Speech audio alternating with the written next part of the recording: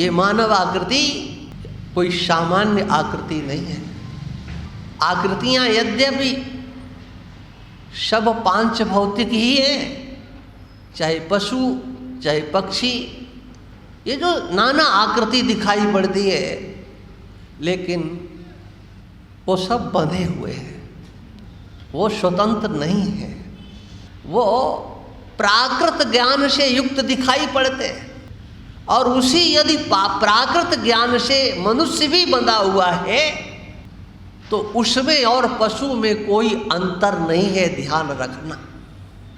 प्राकृत ज्ञान माने सामान्यतया सब चेष्टा करते हुए दिखाई पड़ते हैं। एक चींटी भी गतिमान होती है, वो भी थक जाती है तो विश्राम करती है, उसके अपने जीवन का लक्ष्य होता है चलने का।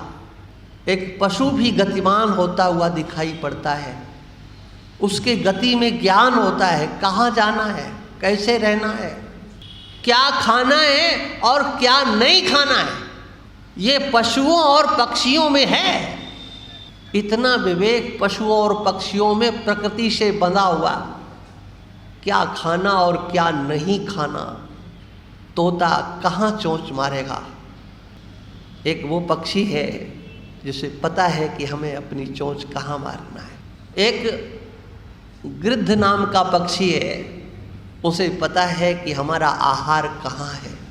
सजीव प्राणी पर गिद्ध कभी आक्रमण नहीं करता, पक्षी है। निर्जीव होता है जिसमें प्राण शक्ति कार्य नहीं करती, वहाँ पर वो अपना पेट भरने के लिए जाता है। ये अगर हम इसकी चर्चा करने लगें तो कथा बढ़ जाएगी, ये चर्चा हमें करना नहीं है। ये आप प्रकृति से बंधे हुए पशुओं में देखो, उनके जीवन में कुछ नियम दिखाई पड़ता है, वो किसी भी प्रकार का नियम हो। हाँ, किसी पशु को आपने सूर्योदय के बाद सोते हुए नहीं देखा होगा। सूर्योदय से पहले पशु उठ जाता है, वो चाहे बंधा हो और चाहे स्वतंत्र हो। लेकिन क्या आदमी के संबंध में भी ये कहा जा सकता है? उनका वो प्राकृत ज्ञान है कि हमें कब सोना है और कब उठना है। बहुत मायनों में वह अपने नियम के विरुद्ध नहीं जाते, कहीं नहीं जाते, कतई नहीं जाते, कभी नहीं जाते। सिंह को कोई शाकाहारी नहीं बना सकता है, कभी नहीं बना सकता। लेकिन जिसके जीवन में कोई मान नहीं, कोई मर्यादा नहीं होती है और वो इस मानवाकृति में होता है, तो उसके लिए कहा गया वो पशु के समान है। आहार निद्रा भय मैथुनम च सामान्य में तत्पशुभि नराणाम धर्मो हि तेषाम् अधिको विशेषो धर्मेण हीनः पशुभिः समानः।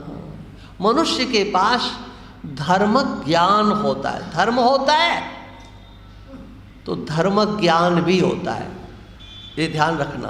केवल धर्म नहीं, धर्म का ज्ञान भी मनुष्य के पास होता है। धर्म क्या है वह जानता है, धर्म भी और धर्म का ज्ञान ही। और आप जानते हो भगवत गीता में अनेक प्रकार के योगों का वर्णन किया गया है। सांख्य योग, कर्म योग, अनेक प्रकार के योगों का वर्णन 18 अध्याय में 18 प्रकार के योगों का वर्णन किया गया है। वो सब किसके लिए है? मनुष्य के लिए है। लेकिन उस मनुष्य के लिए है जिसके जीवन में सबसे पहले धर्म की प्रतिष्ठा हो। धर्म उसके जीवन में चाहिए। और आप सब जानते हैं कि भगवत गीता का जो प्रथम श्लोक है, उस प्रथम श्लोक में जो प्रथम शब्द है वो क्या है? सब जानते हैं। धर्म क्षेत्रे कुरुक्षेत्रे समवेता युयुत्सवा मामकाः पांडवाश्चैव किमकुर्वत संजय। ये धृतराष्ट्र का प्रश्न है। कभी कभी जिसके जीवन में कुछ अच्छा नहीं होता है वो भी कभी अच्छा कर बैठता है, करना नहीं चाहता। धृतराष्ट्र ने जो प्रश्न किया उसको क्या पता था कि इसके बदले में हमें गीता सुननी पड़ेगी। वो कोई भगवान कृष्ण की गीता सुनने के लिए थोड़ी बैठा था, लेकिन सुननी पड़ गई। और जब जबरदस्ती किसी को कुछ सुनाया जाता है, सुनना पड़ जाए, वो प्रश्न ही ऐसा कर दे जिसका उत्तर देर तक चले और उसे उसका उत्तर सुनना पड़ेगा। अब वो सुनना नहीं चाहता है लेकिन फिर भी उसे सुनना पड़ जाता है। ऐसे ही धृतराष्ट्र भी चक्कर में आ गया।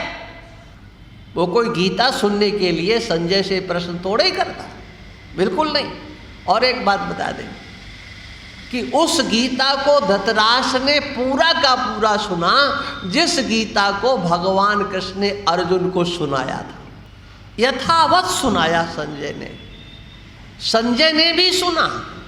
व्यास प्रसादाच्युतवान, वो कहते हैं व्यास प्रसादाच्युतवान, हमने व्यास की कृपा से इसको सुना। ये व्यास भगवान की कृपा से मैंने सुना है। जो अर्जुन ने सुना है वही मैंने सुना है। अब देखो आप, अर्जुन ने सुना और भगवान कृष्ण ने अर्जुन से पूछा तुमने सुना? अर्जुन ने कहा सुना। तो बोले सुना है तो बताओ, जब मैंने ये उपदेश नहीं किया था उससे पहले और आज अभी कुछ परिवर्तन हुआ कि नहीं? कितने ही योगों के रूप में इस भगवान की वाणी को आप विभक्त कर दो। ये निष्काम कर्म योग है, इसमें गीता में समत्व योग है, गीता में क्या क्या कितने योगों की चर्चा है, ये हमारे मनुष्यों के द्वारा की गई। विचारक आज भी लगे हुए हैं। लेकिन भगवान ने अर्जुन से पूछा कि तुमने सुना है तो बताओ तुम्हारे जीवन में कुछ परिवर्तन दिखाई पड़ता है? तो अर्जुन ने कहा हाँ दिखाई पड़ता है। नष्टो मोहः स्मृतिर्लब्धा त्वत्प्रसादान् मयाच्युतः। भगवान की वाणी का लक्ष्य क्या था? भगवान ने ये उपदेश क्यों किया और उसका वर्णन अर्जुन के द्वारा किया गया। आपने मेरे मोह को नष्ट करने के लिए गीता सुनाई। तो सोचो आप, पशुओं और पक्षियों में भी मोह और ममता दिखाई पड़ती है, लेकिन उन पशुओं और पक्षियों के अंदर होने वाली जो मोह ममता होती है वो एक कालिक होती है, थोड़े समय के लिए होती है। उनका कोई बेटा होता है, बच्चा होता है तो थोड़े दिन के लिए होता है कि नहीं? हाँ, बनरिया अपने बच्चे से बहुत प्रेम करती है, लेकिन कब तक? जब तक वो स्वयं छलांग लगाना नहीं जानता। और स्वयं छलांग लगाना जाना तो बस जाओ अब घूमो, फिर वो कहाँ और वो कहाँ कोई मेल नहीं। चिड़िया पंख अपने बच्चे को घोंसले में अपने चोंच से दाना लाती है, पानी लाती है, लेकिन कब तक? जब तक उसके पंख नहीं उगते हैं, उड़ना नहीं, उसके बाद कहाँ क्या। हाँ। आप गौ माता के बछड़े को देखो, बत्सला कही जाती है, अपने बच्चे से प्रेम करती है। इतना प्रेम कहीं नहीं दिखाई पड़ता है, लेकिन वो प्रेम कब तक होता है?